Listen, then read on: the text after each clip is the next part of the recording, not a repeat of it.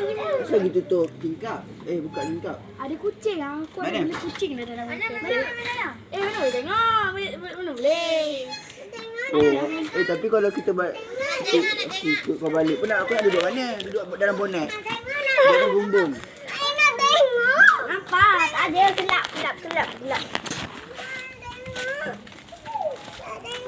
Ikut. Welcome. Ring.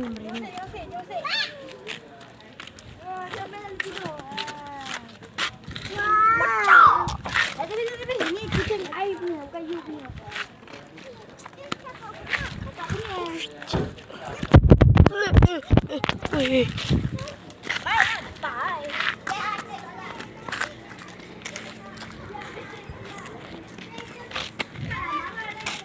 Ini pengonten untuk sehari-hari aku. Aku selalu buat.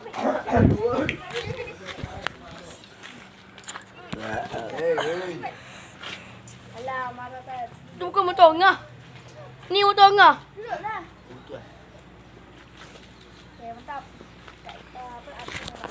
Guys. Korang baca ni. Guys, aku nak cerita ni. Bol.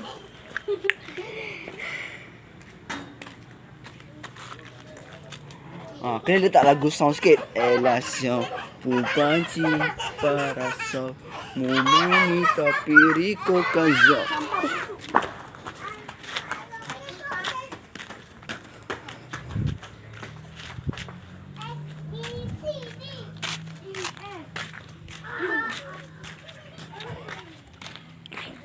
Jom kita buat konten.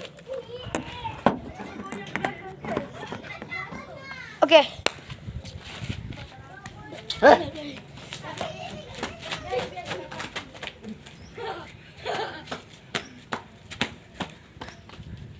Seven.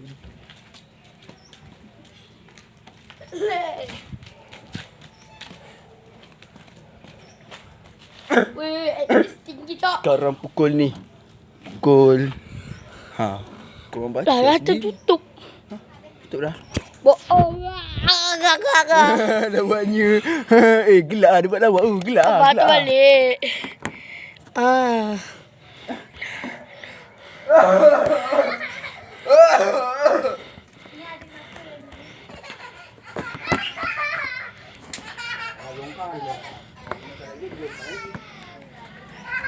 Ni.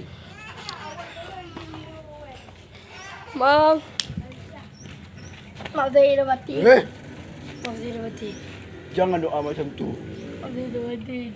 Betul lah.